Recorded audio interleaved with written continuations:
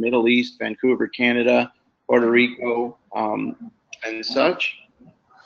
We're a small, mid-sized company. We've got about 200 employees, and our estimating is very, it's not unlike estimating you might see in other companies, but we're a specialty contractor. So it's very labor intensive and very focused because we're a unit price contractor. Unit price is very important to us. So I mean, that's a 30,000 foot view.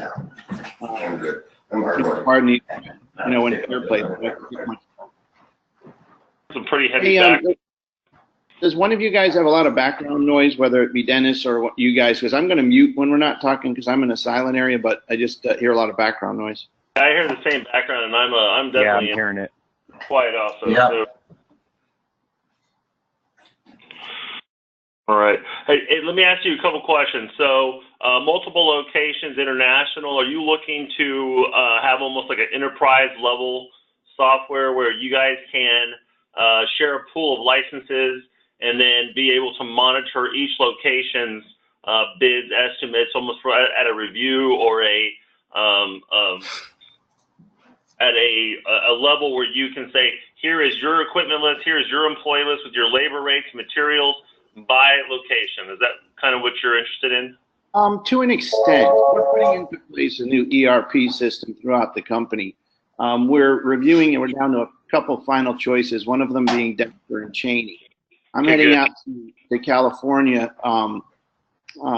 next week, or sorry, Washington, Seattle, Wednesday, Thursday, Friday for a conference with them to make some final decisions. I'm going out with the CFO and the chief financial officer, as well as the vice president of finance. There also, we'll have a booth set up. John Davis, our vice president, will be there. So I encourage you to stop by and talk with us. Okay, I would hope and expect you could send me either through Dennis or directly to me a text or email his information and what booth they're at. Because the point we're at now is our financial group within the company has spent most of the time searching out what they want to do for an ERP system, and ultimately I'm not going to sign off on anything until I know it meets the needs of our operational group and estimating team. So that's the point we're at now, is our research on what we're going to do, and I want to know a bunch about you guys, how it's going to work. And you know, I grew up as an estimator in commercial construction vertically and horizontally, so I'm very in depth with that and in tune. And Dennis has been with the company 20 plus years, 21 or 22 now. So Congratulations. We've got a resource on it as well. Wonderful. First of all, we integrate with Destro & Cheney Spectrum wonderfully. They like us a lot. We like them a lot. So we build a custom export to their software. Once you've completed your estimate, you've won the bid, you can send the budget over seamlessly. Obviously, we don't own their software, and they don't own us. So I believe it's a CSV file is what they accept. So we create a custom export, and we are bread and butter, right? This is what we do. You know, you guys are great at construction. We're great at software and integrating with accounting systems. And just to get a side note, we integrate with all accounting systems, right? So regardless of who they are, if they have a place for us to land the information, we will land the information there. We're only limited by accounting systems functionality. And I understand. I think that's excellent. Like I said, that Dexter Cheney's probably in the last two, pretty much we're going, you know, heavy in that direction to go to this conference as well.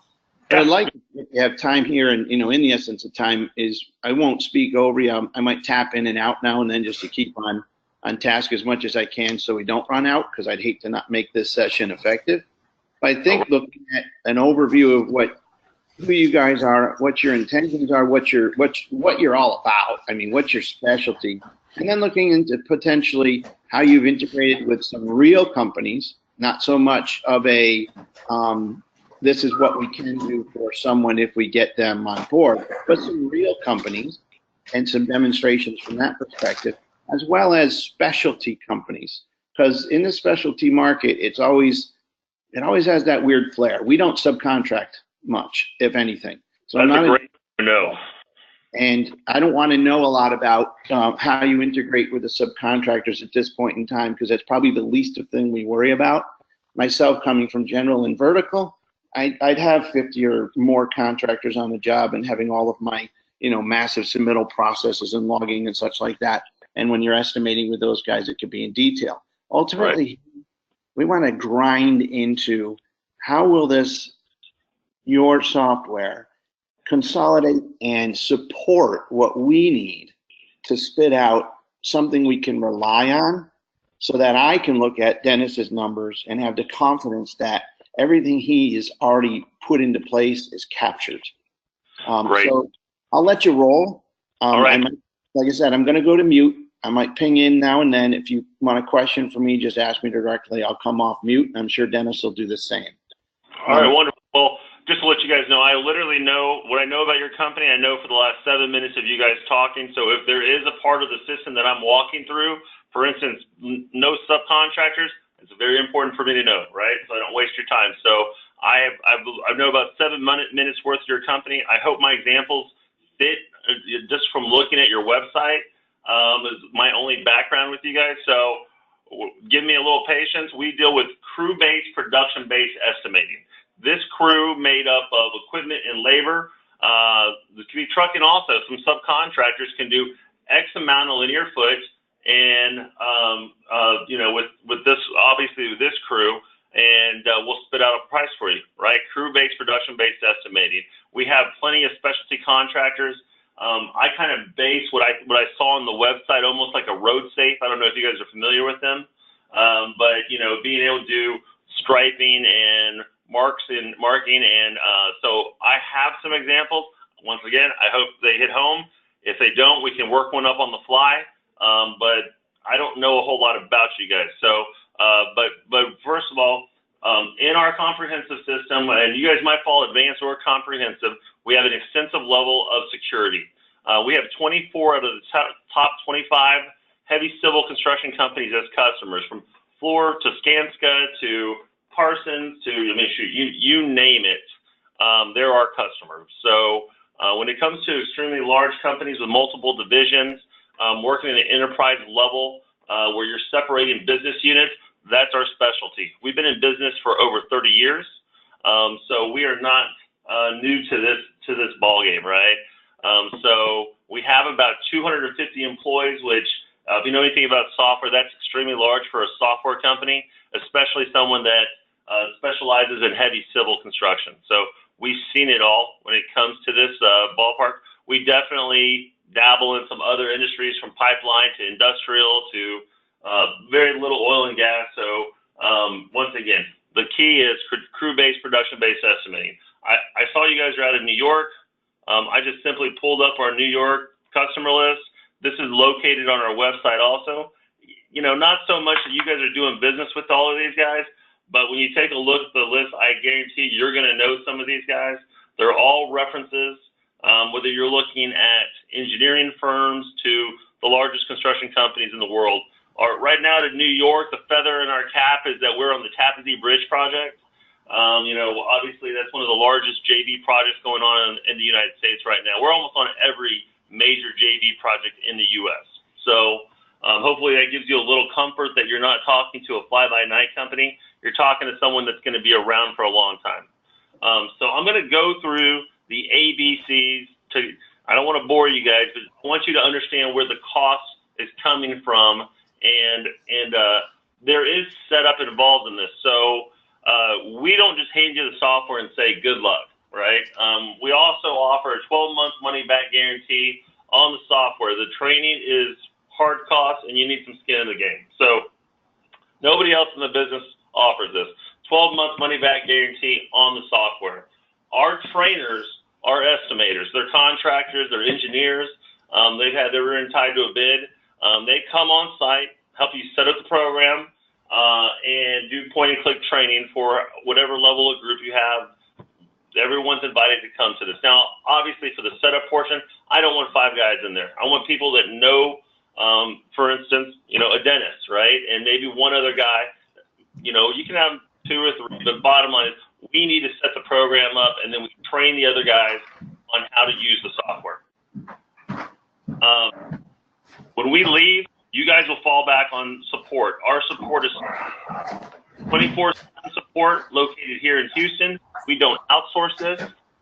We have about, I think it's somewhere about 40 to 50 tier 1 support members.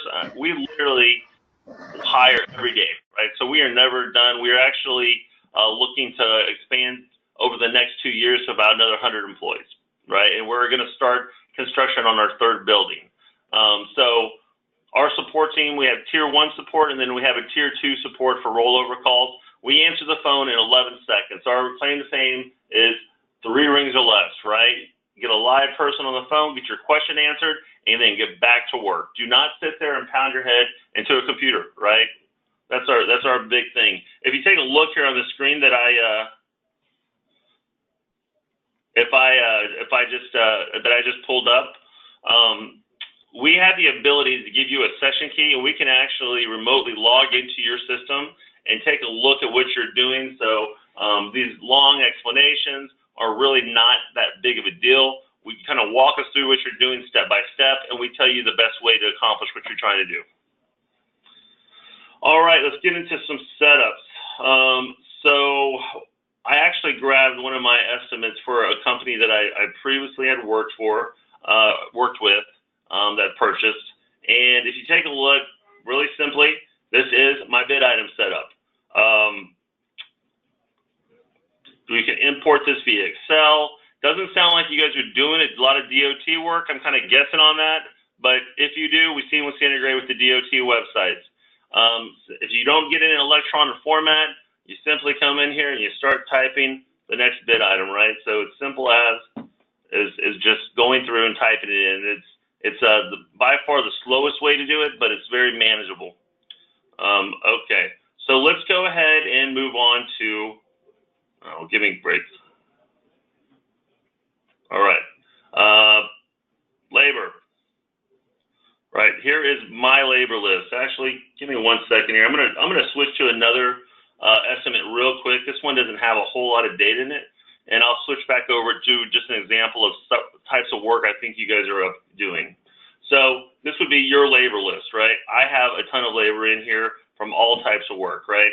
I don't care what your coding structure is. Whatever your current coding structure is, we will adopt. AOF, he's an asphalt foreman. This obviously is a New York rate, right? $20 an hour.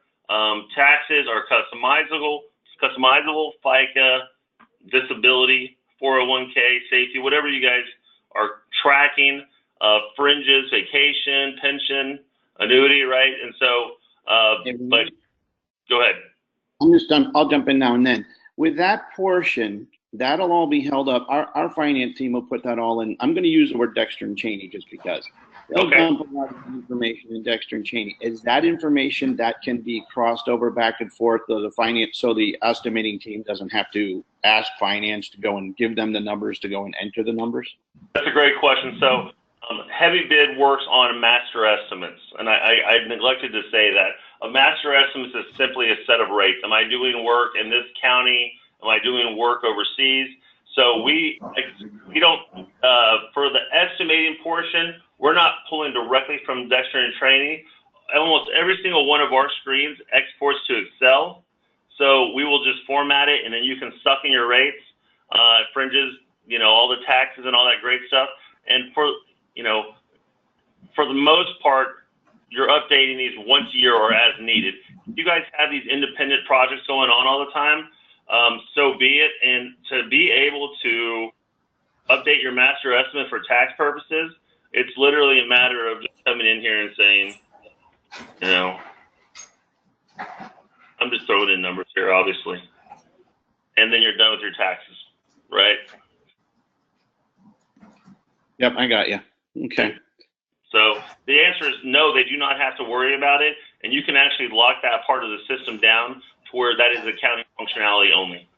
No, I understand. Because all the fringes, let's call them, or the FICA, FUTA, SUTA, all that stuff, we just carry a percentage. I don't want to do that anymore going forward. I want the real numbers in here, and I want the real numbers for the estimating dollars per hour, what we would do, just because it's too loose for me. Okay. we'll handle it however you like. If you just want to pull in a fully loaded rate into your labor rates and then keep these line items empty, the taxes and fringes at a percentage, that's perfectly fine. I want them to be there, but I just want them right. I completely agree. All right. Now this is our rates vary job to job. So we can would we be able to insert the correct rates for a specific job without affecting the labor that the master? Yes. I'm in this project, this utility sample estimate. If I have user rights and privileges, I can just start coming in here. Okay. Right. So once again, not anybody can come in here and just start typing that stuff in there, right? User rights and privileges in the security level that you need. That you said it right. We're not going to change the master estimate. The master estimate needs to maintain its integrity. There's a lot of other stuff that run behind the scenes there, but as I was telling you, in the enterprise, you have the different locations. Each location can have their own tables of labor and equipment and have different rates by location also. All right, let's go ahead and take a look at equipment. I don't know how intensive you are on tracking your equipment rates. However, if I want to track equipment just based off Blue Book, I can obviously, as I said, export to Excel and then suck in all your rates for the Blue Book right into the system. I have rent rate and so I have inside rent and outside rent. Do I own this piece? Go ahead. Then I'll just keep popping in. Currently, we have our equipment attached to man hours. So let's say 10 hours for this guy, we bill 10 hours for this piece of equipment. Regardless if he uses it or not, it's on site, it gets billed that way at an hourly rate. We are moving as fast as I can push it through, which isn't fast right now, but the daily rates. So you'll see the specificness of how we do that as we go forward. But so you're saying it could go per piece of equipment by hour, it could be daily. Now, can it lock to a man hour? Can it coincide to a man or an hour figure? Well, once again, getting back to how we think, and I'm going to pop back over here to the setups in 2 seconds, okay? So I'm just going to open up one of these items, and it doesn't really matter what it is. Once again, crew-based, production-based estimating. This crew, which can be modified, can do X amount of linear foot in this amount of time, right? So they run as a crew. Right, so I'm thinking in units per shift here. However, I can have multiple estimators working on the same bid at the same time, thinking in different units of measure, and then have a driving factor that goes on the proposal. So, did I answer that question for you? Yes. Okay. So this is units per shift, and obviously I'll back into this one. But let's say I want to get this done in 3 days. I am working 5/10s. That's my default calendar. And let's say I want to do this in 3 days instead. It's going to back calculate my production rate and say, this is now going to take you, now you have to hit 145 and some change linear foot per day. If you take a look here though, my cost is making that jump for me, right? So I'm going to skip ahead a little bit here. If I want to come change that up, I go to modify crew button, this little dozer with the helmet. Don't ask me why it's that, but let's take a look here. Let's say, you know what? I changed my production rate. I now want to make this a 3-day project. I'm going to need an extra excavator. Notice my crew dollars per unit is going to make an adjustment also. I also have an operator attached to this piece of equipment, so I don't forget that additional cost. Yep, bring in the operator, right? At that point, I can make a decision, say, you know what? I really like this crew, so I'm going to use it for a later date, so I can give it a different name. Maybe I'm going to call this UDC2, right? Or UDC-C. It's my underground drainage crew for concrete. Whatever it is, right? So you guys will come up with your own coding structure, and this is something that you guys will haggle out during implementation at your office. All right, let me get back to the setup, and once again, I'm going to run through this real quick. So So you do have the ability to do a Blue Book rate. Once again, I can have different rates. Am I renting this from a United Rentals, or do I own this piece of equipment? Obviously, you're going to have different rates depending on where you're at, right? Now, some companies like to get very detailed. And so we can track fuel, lube, parts, mechanics, right? I come down here, diesel dollars per gallon, gasoline dollars per gallon. I can put an escalation factor on here. If I have a 2-3 year project and I want to say that fuel is going to increase 5% over the next 3 years, I can plug that in, and obviously that allows me to account for the cost of living and the price of fuel, right? Yep, we follow you. I mean, we do that. We dig in pretty deep, and we get down to fuel consumption per hour in some of our equipment, because some of our projects are very quick, in and out in a day.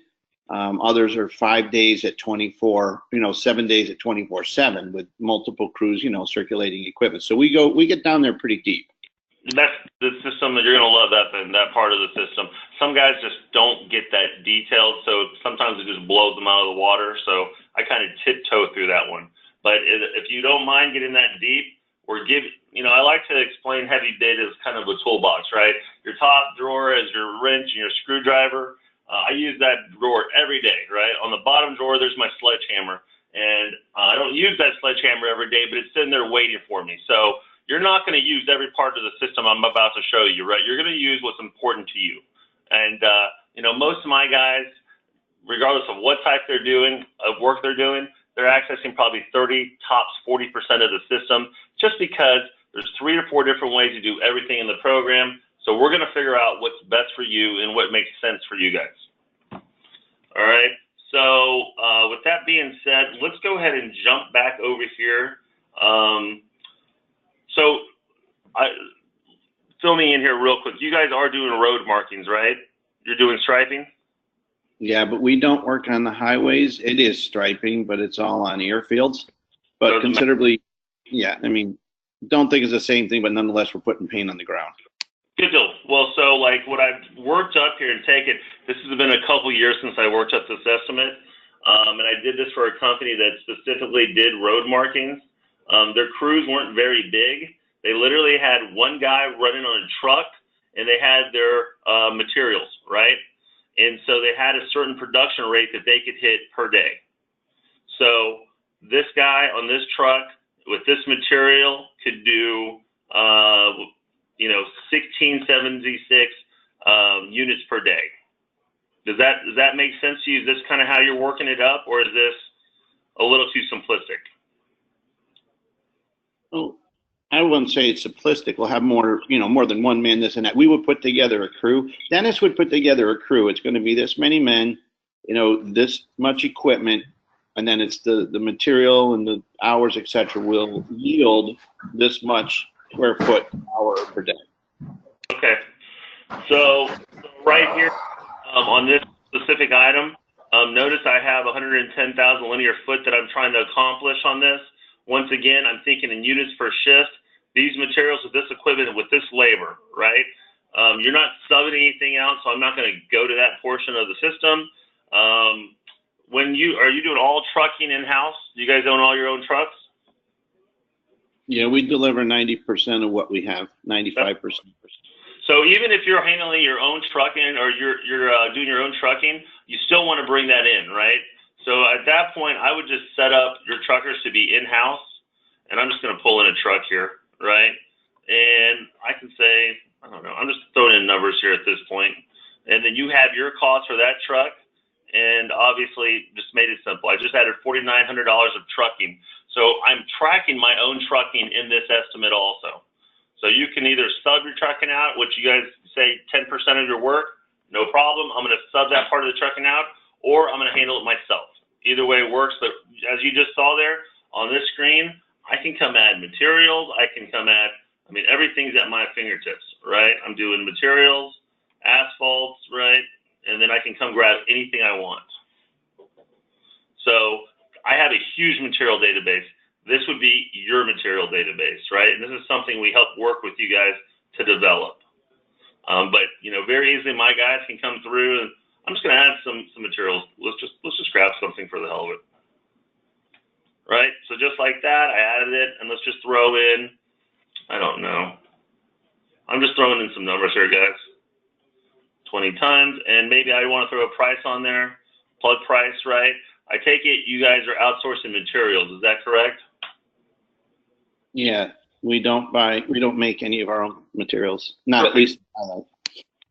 So as you just saw there, what I did was I just threw a plug price in there. You can have it already set up with a plug price, but every time I bring in that materials, I know for around about what I'm getting the materials for, right? So so I'm just going to plug a number in there, so I'm not adding, you know, $10,000 worth of material last second. I know on average what I'm getting it for, right? You know, within our program, let's see if I have it. You have the ability to create code books. This may not work for you, but just know you have the ability to do it. So I'm like 6, and I'm looking for a paving item. You know, as you guys can see here, 6 to 6.5. I'm looking for asphalt patching, 6.51. And now I can grab a couple of these items. Right, so I'm just going to bring that in. And now I just brought that item in here. Now I don't have a crew or anything attached to it. Once again, I'm kind of doing this one on the fly here, just trying to match the type of work you're doing. But I can go create a crew very quickly on the fly here, or you know, I can go grab an existing crew and just add it to this activity. So the way I added that crew, I'm just going to come in here, I'm going to grab a crew. Right, so either I have it in my setup, or, and I'm just going to tab through this, I think in units per shift.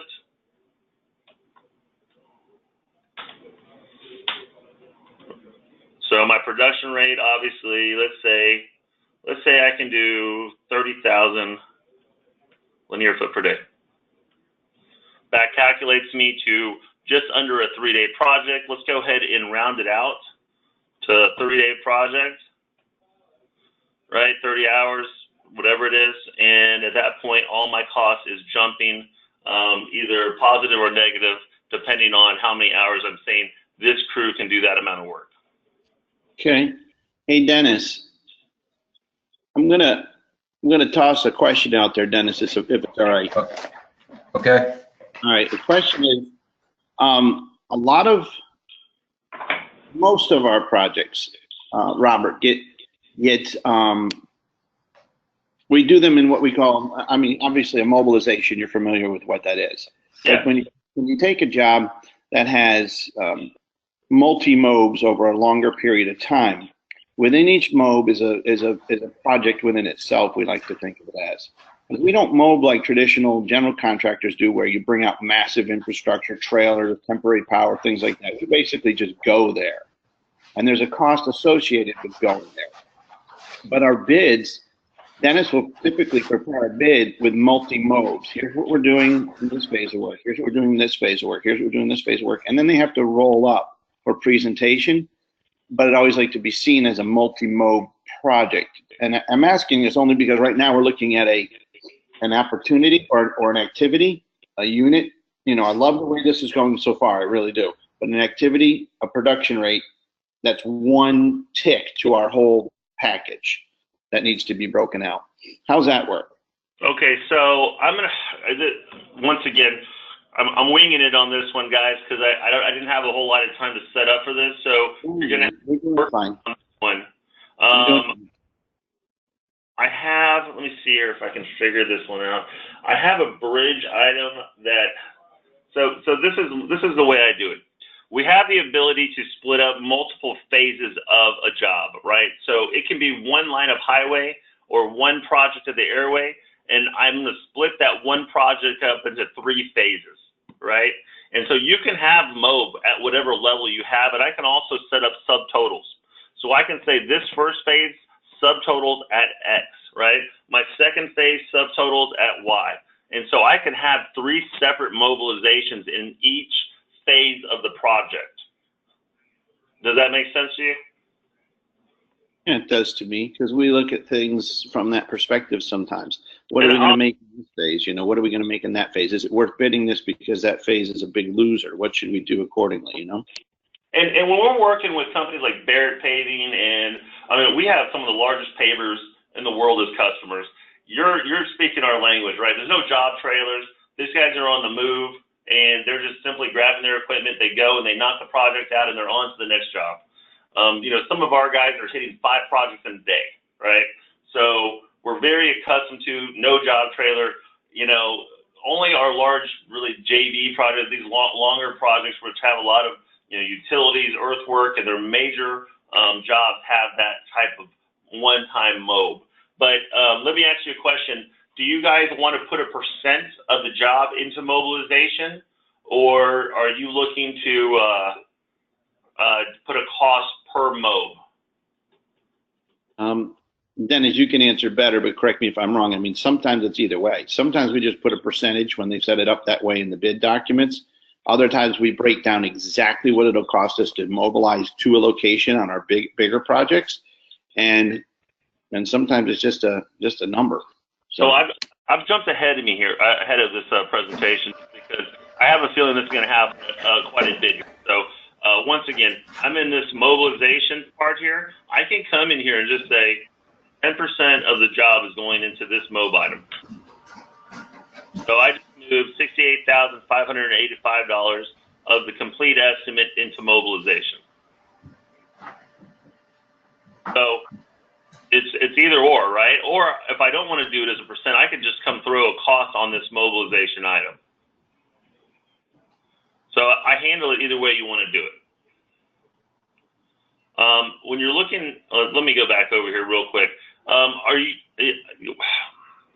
Okay, I have the ability to integrate with Excel, and I can have calculation routines built into the program. Now, we come pre-filled with a ton of calculation routines. I'm just going to grab a trucking long, this is internal trucking. Trucking's universal. Everybody does trucking, right? So let me just make this a little longer for you here. Expand this out a little bit here for you. All right, and so let's just do some trucking here, okay? I'm going to keep these round numbers, 1,000 tons. I can do 50 tons per hour. Hours in a shift, let's say 10 hours. I'm having a little problem with I probably need to resize my screen resolution, but let's work with it. Average speed or one-way distance in miles, let's say it's 7 miles, 35 miles an hour. Load time in minutes, 10 minutes. Dump time, 5 minutes. Usable minutes in an hour, 45 minutes. Tons per truckload, 26. I want to use 2 trucks, and price per truck is $65. So I'm going to go ahead and save this. What you can't see here kind of barely is this is $2.60 per ton. And if I come back over here, there's that calculation routine waiting for me. So we preload it with, I think it's somewhere about 30 or 40 calculation routines. If you have routines that you're currently using in Excel, we will show you how to import those into our program. And now you are using Excel embedded with inside of HeavyBid. So really just nice shortcuts. That's what this estimating program is, right? I don't want to simplify it because it has a ton of great features, but what you're paying for is an automated calculator with assemblies and the ability to go back and review any things that just don't look normal. In a second here, I'll take you to a review section of the program where the estimate's done. I'm ready to go back through and see what just doesn't make sense. So we're giving you tools to speed you up, but at the same time, we want you to take a look at everything before you send it out the door. Now, I kind of get the feeling from you guys that no 2 jobs are the same. However, do you ever get in a job and it's similar to another project that you ran before? Dennis, you can answer that one. Yes. Okay, so this is where the reason I ask you that is I don't want to show you something that isn't going to make sense. So let's just go ahead and clear this item out. All right. So what I'm going to do here is I'm going to copy from a previous estimate. Right-hand side is the current estimate I'm working on. Obviously, there's no activities underneath it. And I'm going to go to a job that I did last month, last year. I can filter on this. I can say, show me the project I did last year for this owner, and boom, there's my short list. or I could just come in here and say, I know where it is. Let's go ahead and grab it. You could also create what we call the library estimate. A library estimate is simply all the types of work we do all the time, right? So I'm going to open this item up. I got my activities, my materials, my labor, and I'm just going to come and drag, and I'm going to drop them onto my new estimate. So just like that, I bring those over. I just added $32,282 to this estimate. On this bid item, I added this materials, equipment, and labor. At any point in your estimate, you simply click on last change, and it'll show you what you just brought into the bid. So, Robert, let's ask on that one just a touch. Yeah. A key item that we want moving forward is, in a typical year, we're 200 to 300 projects. Sounds like quite a few. Well, it is. But go back over the past 15 years and start to add up how many jobs that is. I used to call it circular, construction. You estimate it, you get your costs at the end of it, it rolls back into I used to use Timberline way back when, and it would roll back into the beginning and you'd know where you were. This was very interesting what you just did. You were able to pull up previous estimates. Now, the interesting part there, can you pull up estimates that you won and you lost? Both. Okay, because it's critical for us to know when we lose an estimate, there's history behind that we also have difficulty finding. Not finding, wrong word. It's accessible, but it's not wonderfully easy to access. I want to know last year, hey, wait a minute, that was for Rapid City, South Dakota. Well, we got that project. Let's see what the numbers were. Bam. Or we lost that project. Who'd we lose it to, and what numbers did they use?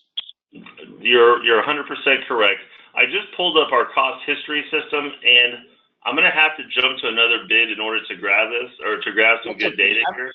I know I'm pushing you around directions, and I'm doing that because once I saw you go there, I know for Dennis puts an estimate together, and sometimes this would be very beneficial for him to have the past information, or at least to be able to cross-reference when it comes time to put the final numbers together. But even more so, when we have different authorization levels throughout the organization, but when we have to move one up where I have to authorize it or the CEO has to authorize it, it's a tremendous benefit for Dennis to be able to roll out, here was the last time we bid it, we got it. Here was the last time we bid it, we didn't get it. Here's the 4 other guys that did get it. And this was 2 years ago. You see what I'm saying? Here's something for you.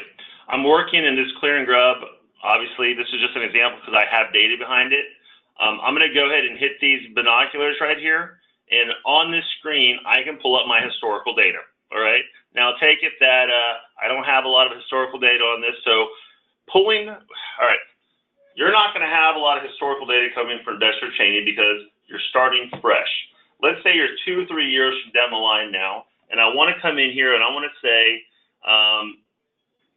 I'm looking for an item for clear, medium, right? I can search from my accounting system, and this is via our product heavy job and some other bells and whistles. So either this can be a local estimates only, or that I've worked up in HeavyBid, or in the long run, and I don't want to get into all the intricacies just for time constraints, we can actually, if we set it up correct, pull from your accounting system, and you can take a look at your previous estimate, come up with an average rate, and I can exclude some of these jobs. So now I'm pulling in historical data, right? And now that's where I want to go in the future with the company, is because the historical data is critical to us because every airfield may be of different consistency.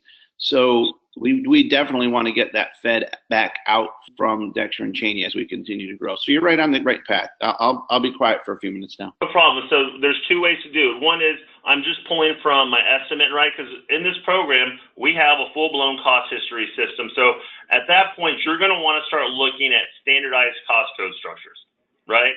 And I want to come in here and I'm taking a look for a 30-inch. I know for a fact I don't have a ton of history in this system.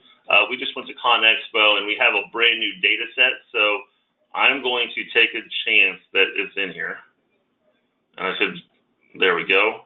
And we'll cross our fingers, apply our filters, and it's not working for me. But bottom line is We do have the ability to populate cost history. I can send you a brief little video after this that kind of shows the level of detail we can get to. But you know, you'll be able to come in here and say the crew, who won it, what unit cost was, what the total cost was. We have a full-blown cost history system built into HeavyBid. So I apologize. I'll have to come back to that. And once again, I just wasn't really prepared for this one. Getting back to this, let's go ahead and, I'm running, I got about 20 minutes, and I want to show you guys some cool stuff. So I'm going to jump off how we're creating the cost here. Once again, just know I can build on the fly. I can copy from a previous estimate, or once again, I can create an activity code book, and that allows me to come up with a standardized cost code structure. This is going to give me historical data, right? Every time I come in here and I'm looking for a paving item, I just pull in 661, right, 601405. Show me every time I've done a project with that activity code, and then boom, here's my historical data for that activity. All right, guys, let's move into materials. So you guys are quoting out materials. Give me one quick second. I'm going to go back to my utility estimate. I'm sorry to be bouncing between these bids, but let's go ahead once again and pull in the quotes. So at this point, I'm taking a look at materials, right? And I'm going to go ahead and pull up this aggregate one. And so within my estimate, I have materials. I'm looking for number 4 and number 67, and I'm taking bids 13th hour or 11th hour. I have a full vendor Rolodex, and I can come in here and say, I'm looking for an asphalt sub, right? Take it with a grain of salt. This works for materials also, and I'm looking in a certain region, and I can take a big list of material providers, and I can go to a region and take that huge list and move it to a very small list very quick. Now, behind the scenes, I got emails, I got contact numbers, I have everything else behind the scenes here. So 11th hour, I start getting that call. I've already awarded this in my estimate to Rock and Dirt, but they give a call and they say, you know what, we want the work, right? And so they drop their costs. Maybe they even called me up and they said, do a percent adjustment, right? They said, knock off 10%, right? Or how about knock off $300? So percent adjustments, dollar adjustments, I can add dollars to this also. It doesn't have to be negative, right? And I'm going to hit OK. And now what I'm going to do is I'm going to sort lowest to highest. You can have vendor notes behind the scenes. You guys are working across the U.S. and internationally. I can put a note for this subcontractor that says, charge 10% babysitting fee. We got to watch this guy. Or, you know, these guys work fast and cheap. You know, any type of note that helps my guys out. So now I'm just going to do what we call the global change. I just awarded it to this guy. Everywhere in my estimate where these materials are have just been updated with the most current pricing. There could be 50 different materials here, right? And with that click of a button, I can award it, and everywhere in that bid is updated with the most current pricing. Any questions on this? Nope, I'm with you. Easy, right? I also have the ability to put estimators' initials. I can also attach any PDF, Excel, Word documents, right? So if I get a fax or get an email and I want to attach the PDF to this quote folder, I can have 4 different quotes, and I just have them all sitting there for me so I have something to go reference back to. Let's talk about markup. So now I want to go mark these items up. So markup can be very detail oriented, just like equipment, or I can be real simplistic. I can just come down here and say, everything's 5% markup for this whole job. And most of my guys laugh when I put 5%. They say they wish they could get that, right? However, I can also get really intricate here. I'm going to say no spread at all. And notice that on indirects, that would be Porta-John or something like that, right? Something that you don't want to put a line item into the estimate, but you want the cost in there, obviously. My markup and my bond calculation, right? So now what I can do is I go over to this screen, and now I'm putting percents, right? So like I'm saying, I know on erosion control here, or clearing grub, that I can get my most markup, right? So maybe I'm going to do 15% markup on based off of labor or the total, right? And let's just go ahead and put that in there. And so I just put 15% markup on this one item, right? Or my indirects, my bond calculations, I can say I want to put 20,000 on my bond into this one item. Notice here down it subtracts my 20,000. It lets me know I need to still spread 24,538 into multiple items. So once again, I can be very simplistic and just say, hey, go ahead and spread it for the whole thing, or I can come in and decide which item I want the money spread to. Yeah, Robert, that's one for you to back into. Our system, not system, but our methodologies are, we have to recover a certain amount of what we call contribution margin. It's basically our sale price less direct costs, okay? Mm-hmm. And so we back into it a little bit. We've got a goal of what we want to recover, and we price our individual items, our task items, painting, removal, whatever it may be. We give them a unit price to then roll out what our, to achieve our unit, our contribution margin. So we actually back into it. We rarely do any markup except when we do have a subcontractor. Okay, so when I get over here to my pricing screen, and what this is giving me is my cost plus markup, right? So that gives me my balanced bid price. However, I do have the ability to come make adjustments in here, right? So out the door, this can be completely different than the bid that I just came up with, right? So I want to keep the integrity of my price plus my markup. Now, if you don't want to do any markup, don't do it, right? But what I'm trying to give you is a tool that says, here's been our historical markup on these prices, and here's our cost, right? And then eventually, if you don't want to go to our heavy job tracking system, now estimated versus actual. Are we making money on this? Can we bid this tighter, right? And now I can bring historical data based on actuals back into HeavyBid. So that's another product. I don't want to go there, but I'm just telling you, we got some tools here that allow you to actually work up your cost, work up your markup, change your bid price that you want going out the door, and then be able to send it to the field, do the work, and now bring all the history back in and say, did we make money? Should I lower my price on this? Should I raise my price on this? Yeah, I understand. Good deal. So I'm just going to make some adjustments in here real quick. I'm going to go in here to Mob, and I'm just going to add in. Let's just do 15% goes to Mob. It's crazy, right? But let's just do it. I'm doing this for a reason. So you notice down here I got $75,000. I've just unbalanced my bid, right? I have my desired bid total I want to sit out the door, which is my cost plus my markup. But now what I can do is, first of all, on any of these items, I can come and freeze them. Let's say I made an adjustment on the price there, and I don't want any more dollars going into these items. Well, secondly, what I can do is I can create closing routines. What the closing allows me to do is say, I want to spread this difference back into these items, and it's evenly going to distribute it according to how much dollars are in each item. All right, so let's just go ahead and do that real quick. It takes me from 75,000 to 5.25. I can put that back into the estimate, or I can say I'm close enough. So once again, giving you shortcuts that allow you to quickly make adjustments to your costs and get the bid out the door. I'm ready to send my proposal out the door. And I know I'm kind of breezing through this, but I noticed I have 11 minutes left here, so work with me here. So I have the ability to suppress whatever information I like, your logo, your contact information, and now I can send this out the door. We have multiple proposal formats, whether you want to create a custom one in Word, you want to use our canned one that we have here with your customizable terms and conditions that can get sent out the door. If you have anything in a current Excel template, we have that ability. So I literally have 4 different ways to send a proposal out the door. It's just a matter of what makes sense to you and what's easiest for you, right?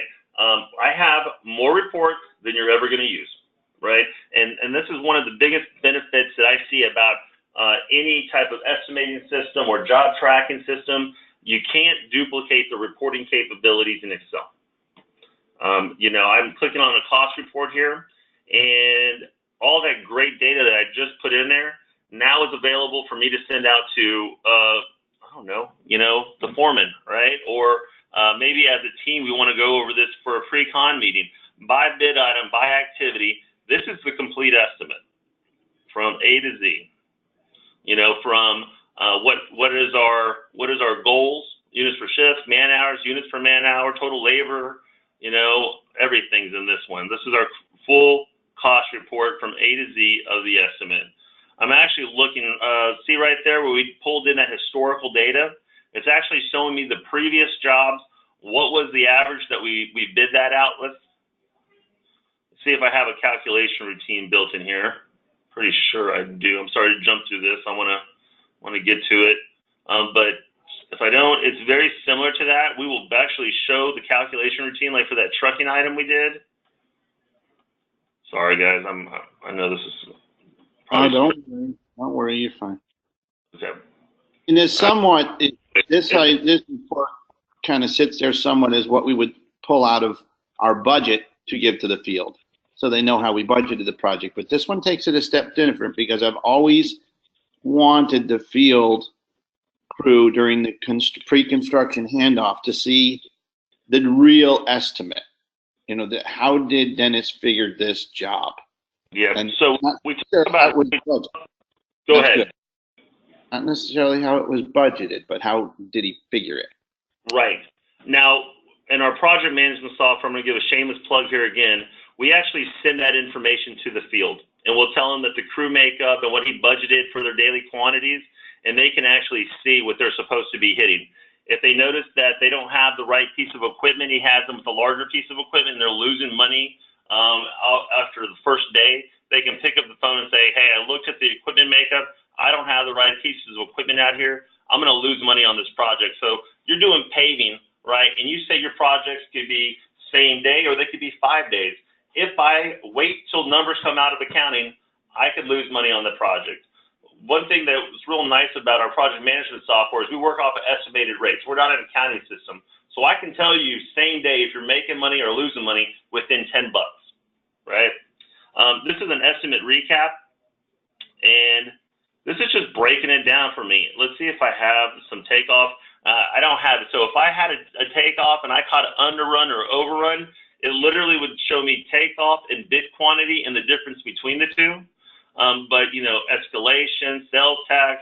I mean, this is a pretty intensive report here. But like I said, the ability to plug information in that first estimate entry stream and have it kick it out to data like this it's just not something you're going to get out of Excel, even out of an accounting system. No, that's a massive thing for us because our jobs are fast. You Right. go and do a $600,000 project in 7 days. That payroll hasn't even yet hit finance. And none of the information has even hit finance for you to see how you were doing. I make everybody manually keep that information so I could keep, all right, where are we at? How are we doing today? It's a common question. I ask it constantly. So this is critical. One of the things we'll do is we'll send you the heavy job video along with the exports of Spectrum, Dr. Cheney. It's a video that one of our customers shot for us. It's chaptered out on your own time. Take a look at it. It sounds like this is your biggest pain point. I'm just giving you the ability to take a look at a suite of products, and I'm not telling you to buy it today, but it's good to be informed of what your capabilities are. I'm going to get in here also, and let's take a look at materials, right? I have a quick job. I want to know my grocery list. I'm looking at totals only. Now, I can do this by bid item, by activity, or I can just come in here and say, show me my shopping list, right? And once again, we're just taking all this data and putting it into a usable format. I also have customizable reports where you can go grab any data from the whole system and using pivots, create your own reports, right? Let me get into estimate review because I'm running up against the clock here. But, with this estimate review tool, this is, I am higher up in the company and I want to go back and review this job before I send it out the door, right? I also have the ability in our comprehensive system, and I don't know if you guys need the comprehensive system. I think you'll be finding the advanced, but in our comprehensive program, you have the ability to do an audit trail. So the day before that bid goes out the door or 5 days before it goes out the door, I want to know every change that was made to the bid, who made it, and what was made. It's a very extensive audit trail, so this is why I tell you to only turn it on so many days before that project goes out the door. But, you know, if you take a look here, we have the ability to say, show me how many items have a 0 or negative total bid item, right? Let's move a little further off the bid item level and go to activity level, just because I have a good example here. So in this one, I have 34 unreviewed activities. I set a preference in my system that they're all unreviewed, right? I like the way it looks, good deal, I'm on to the next one. So it populates a little green arrow here, and it walks you on. So if I leave in the middle of the night, I come back early morning, I know exactly where I left off, right? Let's go to resource level. I got 29 resources with no selected vendor. Show me those resources with no selected vendor. Once again, it's just walking me through everywhere that just doesn't make sense, right? Quote system, items with no selected vendors. I haven't awarded this to anyone. Notice that, you know, there's a lot of stuff going on here. We're really taking a look at your bid and saying anything that just doesn't make sense, we're going to flash you with the yellow flashlight and say, you should be looking at this item.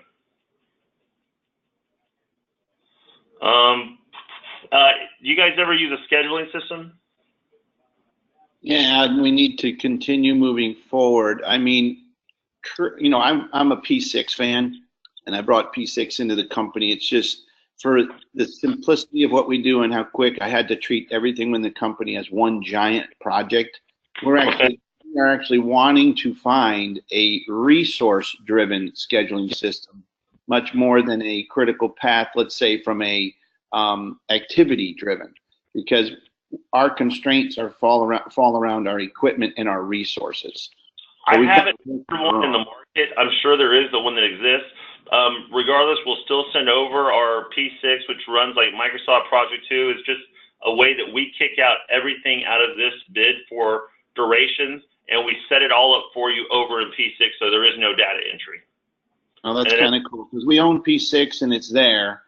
I've got some guys going to training over the next few weeks because I'm still a believer in it. It's just nobody has owned it, let's call it, taken full ownership to understand its capabilities, because I know I can resource schedule from it. When you are resource scheduling and let's say you make it a 2-day longer project, with our program, you can actually bring that integration back from P6 into HeavyBid and adjust your cost and your durations inside of our estimate based on your new schedule.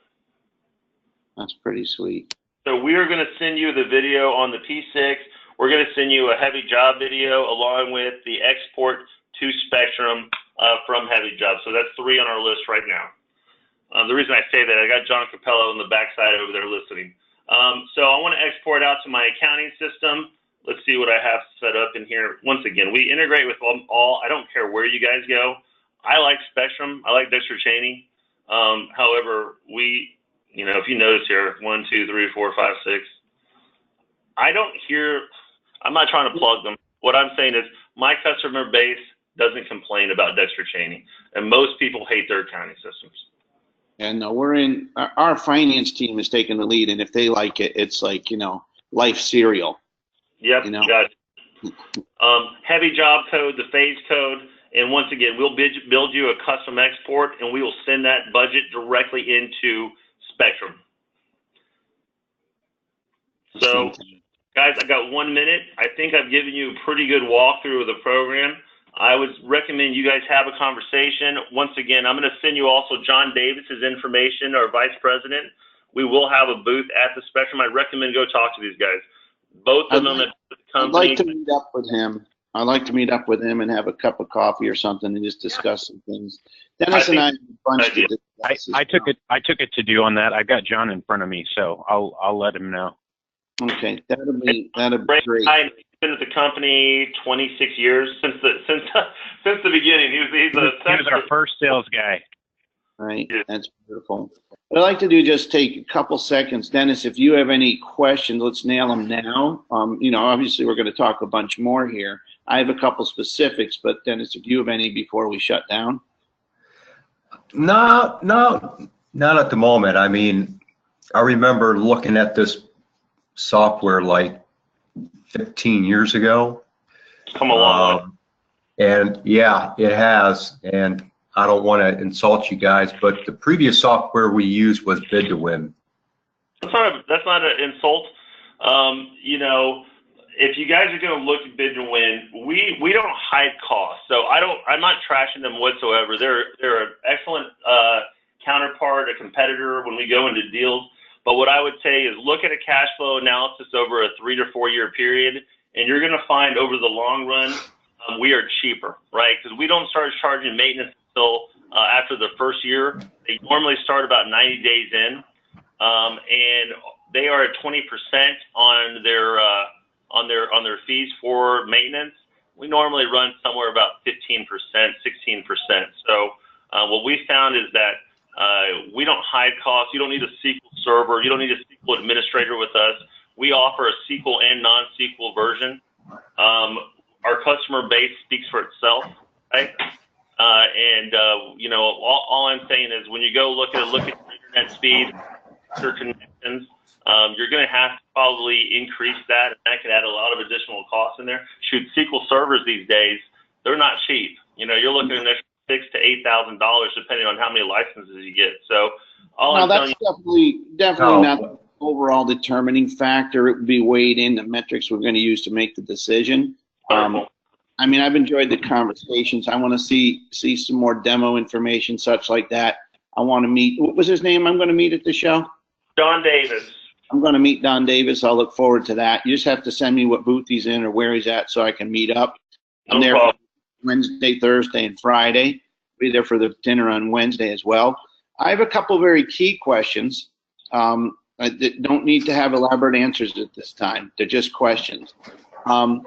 We also have a customer relationship manager CRM system called Salesforce we use. And currently we grabbed a ton of information, and we find, you know, our business development team uses it and Dennis uses it and estimating quite a bit. I'm trying to avoid some duplication, but it's very important for me to have bid results, won-lost evaluations. What's our closing rate? How are we doing? What kind of jobs are we hitting more than other kind of jobs? Is military our home run, or is it the large bid, you know, subcontracted multi-mode jobs? Where are we making our money? You know, I want to be able to run the reports, and you said they were endless. I'm assuming that can be done. Yes. All right. So we have the ability to also create. We do one in Crystal here. So either if you have someone that writes Crystal, you can empty the database. It's Crystal compatible, and we'll support you and tell you how to access that data. If not, we have Crystal writers here. It goes to $125 an hour, but we knock those reports out pretty quickly. Now, integration with Salesforce and the estimating, we've done it with other products of ours. We haven't really found a common ground on how to integrate the two. So we are open to it. We're a Salesforce company ourselves. So we got people writing Salesforce here all day. So the answer to your question is we're open. We just don't know what to do yet. Yeah, and we don't know what we want yet. I just want to eliminate duplication, double data entry. And if it's just the information that goes in and comes back to Dennis, because even in Dennis's case, he bids it. Some of them never go to one of the business development team. Dennis handles it from cradle to grave, you know, and then it goes to the operations construction team, you know? Yeah, so we consider ourselves a partner with you guys. So if it's good for you, it's probably good for our other customer base, and we're open to listen, and we'll tell you straight. We're not going to waste your time. All right, very good. The other one was the exporting of information to the Dexter Cheney straight up for our budget analysis, and obviously I feel comfortable we can do that straight up. I guarantee on the program, and I'd be more than happy to give you endless. I mean, you're going to be in Spectrum. Just tell John when you're there to introduce you to some of our customers. They're going to be everywhere. Yeah, I'll do that. You know, I think this is good. I think we're on a good path here. I know it was an hour. We could go for 14. You know, I have to cut loose, and then, you know, if you have some evaluation videos, and I can meet. It was Don, right? I'm terrible with names, but I can meet with him at the show.